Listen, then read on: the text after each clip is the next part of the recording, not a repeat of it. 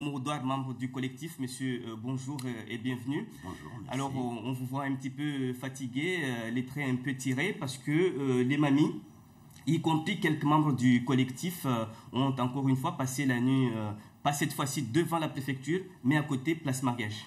Effectivement, depuis hier, nous occupons la place mariage à côté de la préfecture, puisque nous savons que le samedi matin, le dimanche matin, à 4 heures, on a délogé de 4h30, on a délogé les mamies d'une manière assez musclée, même si on essaie de sous-estimer la manière dont ça s'est passé.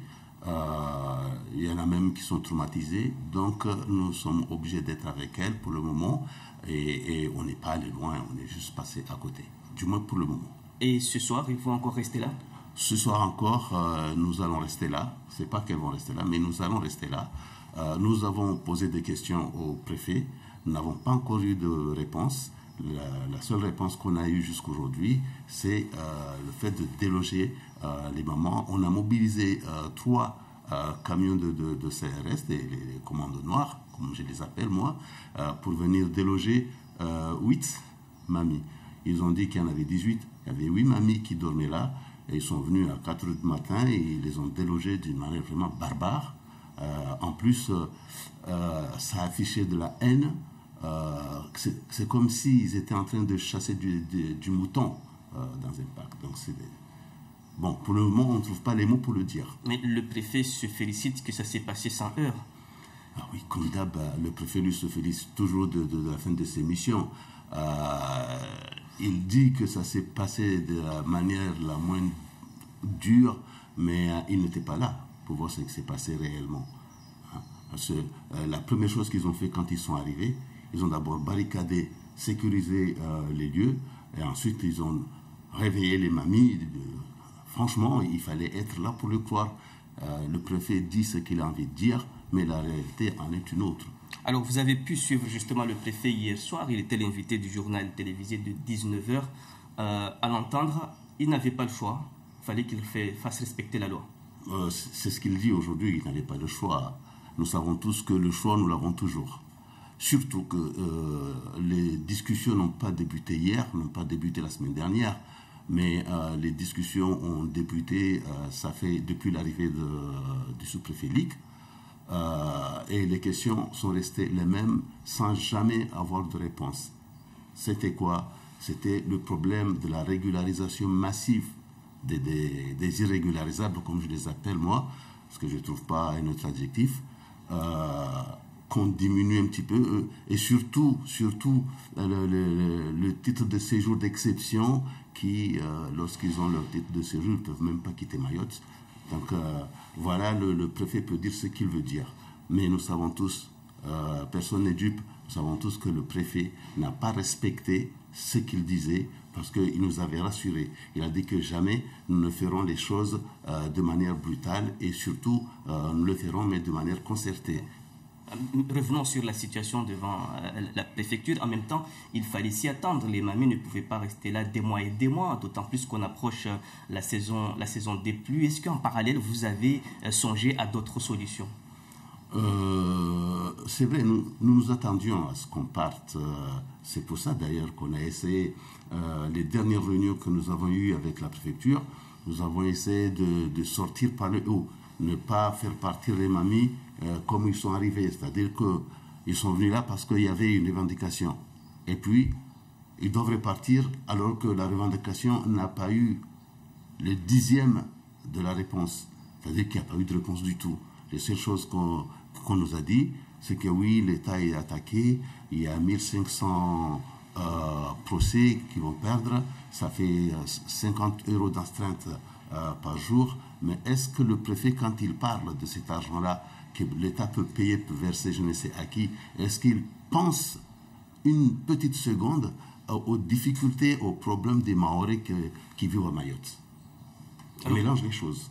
J'ai vu passer un SMS hier qui disait ceci, que les parlementaires, du moins certains parlementaires, seraient complices de cette évacuation. Qu'en pensez-vous? J'en crois pas un mot. Bon, on peut toujours le dire. Aller accuser les parlementaires de complices sur cette opération. Je ne crois pas trop. Ils n'étaient pas au courant? Je n'étais pas au courant. Eux, ils n'étaient pas au courant de cette opération? Possible qu'ils aient eu vent. Possible. Hein, parce qu'on a eu Mansour Kamardine qui a passé la nuit avec les mamies la semaine dernière. À son départ, il a laissé le doute planer lorsqu'il a dit oui, de toute façon, il va falloir qu'un jour on parte d'ici. Bon, ça, il l'a dit, c'est un politique, il a son langage, sa manière de présenter les choses. Je ne vais pas tout de suite dire que, ah oui, ça, il était au courant. Et puis, il y a eu Madame Ramlati qui est passée aussi, qui était là, qui a vu ce qui se tramait, qui a plaidé le préfet, qui a communiqué avec le préfet. Bon, maintenant, le contenu de leur discussion, nous l'ignorons, mais ce que nous savons, quand elle est partie rassurée. Est-ce qu'elle était rassurée parce qu'elle était sûre que les gens allaient partir, ou parce que le préfet l'avait rassurée, on n'allait pas toucher les mamies. Mais il y a un autre élément qui s'ajoute à tout ça, c'est que le préfet lui-même est passé là, dans la journée. Il allait vers Koungou, je pense. Et dans la journée de vendredi? Oui, il est venu saluer les mamies. C'est la première fois qu'il l'a fait. Il a salué les mamies. Et puis... Donc il est venu leur dire au revoir. Voilà. Hein. Il a dit, ne vous inquiétez pas, personne ne vous touchera. Alors, autre chose, vous avez rencontré le président du conseil départemental hier. Alors là-dessus, quelle est sa position? La position du président du conseil départemental est, je pense, là, ça n'engage que moi, mitigée. Dans ce sens que il a un service à assurer. Il se trouve face à la préfecture, face à l'État, qui est lui-même son financeur. Est-ce qu'il a vraiment le poids de se mesurer à ces gens-là? En tout cas, il est en train de préparer quelque chose avec nous. Il a mis en place ensemble, je ne le cache pas, on a mis en place ensemble un comité permanent de travail, ce qui nous permettra de voir ce que lui pourra faire, ce que nous pourrons l'aider à faire, et ce que lui pourra nous conseiller peut-être ou nous aider à faire. Mais pour le moment, il n'est pas bien clair. Je ne vais pas lui jeter la pierre. Alors comment est composé ce comité permanent? Ce comité permanent est composé de 8 membres du collectif et 8 membres élus. Voilà, pour le moment, on n'a pas commencé vraiment le travail, mais il y a Mme Bichara qui est chargée d'organiser tout ça avec nous. Alors, vous avez tout à l'heure évoqué les revendications qui ont poussé les mamies à bloquer le service des étrangers. Outre la reprise des reconduites à la frontière, ce qui déjà apparemment c'est le cas, quelles sont les autres conditions sine qua non? Non, mais à chaque fois, on nous sort ça, on nous dit que oui, les reconduites sont en reprise, ça fait maintenant, on ne sait pas qu'est-ce qu'ils veulent les gens. Non, on n'a pas demandé d'aller voir les gens qui veulent partir, les aider à partir. Parce que de toute façon, ceux-là, ils partent vendredi, ils sont là lundi matin. Donc, ce n'est pas de cela qu'on parle. Nous parlons des gens qui sont là, qui nuisent et qui font du mal au pays. Et maintenant, le plus gros du problème, c'est que de l'autre bout, il y a un État qui refuse de reprendre ses concitoyens, les gens qui viennent de chez eux. Ici, il y a un État qui est fébrile, qui n'ose pas lui aussi dire que puisque tu n'en veux pas, moi aussi j'en veux pas. Donc nous, ce que nous demandons, c'est, puisqu'ils disent que les reconduites se font, mais qu'est-ce qui les empêche de le déclarer de manière officielle et dire que ça y est, la guerre est finie, on reconduit tous les irrégularisables à la frontière vers chez eux. Ils le déclarent de manière officielle et puis basta, on ne demande pas mieux. Mais pourquoi ils n'osent pas le dire? Qu'est-ce qui les empêche de dire ça y est, ça a repris?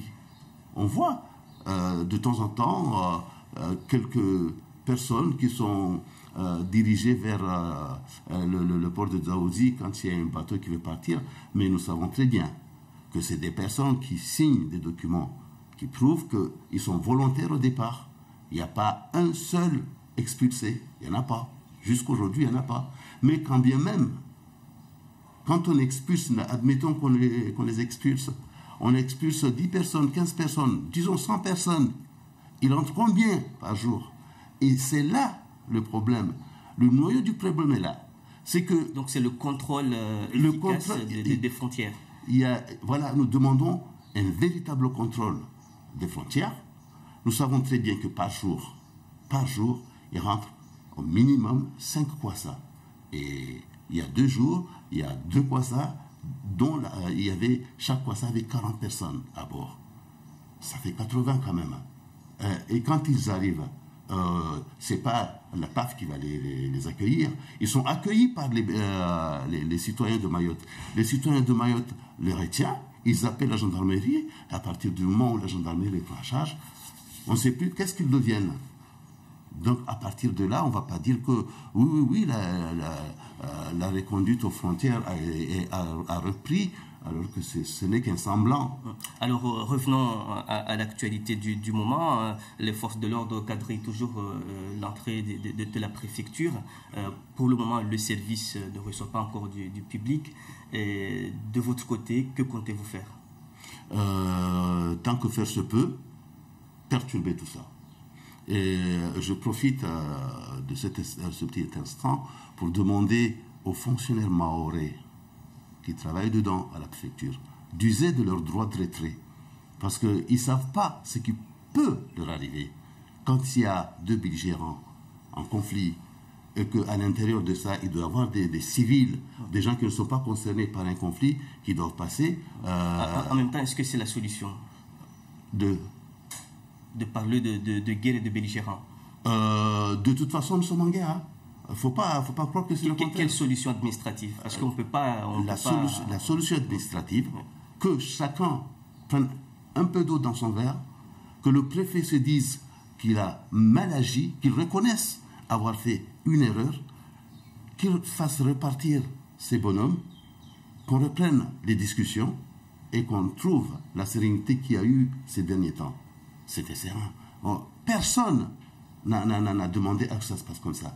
C'est une décision délibérée du préfet de décider, tiens, voilà, je passe à l'action parce qu'il faut que je monte mes muscles au mahorais. C'était serein, mais un service perturbé. Non, un service perturbé, c'est ce qu'on essaie de dire. Nous étions là. Vous croyez franchement que le service des étrangers ne fonctionnait pas? Non. Ce service a fonctionné même que nous étions là. Combien de fois la CIMAD est arrivée avec des enveloppes de dossiers? Combien de fois l'hôpital est arrivé avec des enveloppes de dossiers des gens qui devraient être évasés? Combien de fois Non mais, aujourd'hui, on a essayé d'indexer le mahorais, comme d'hab, parce qu'il était là, il demandait des réponses. On ne demandait pas grand-chose, des réponses à des questionnements. Les réponses ne sont jamais arrivées.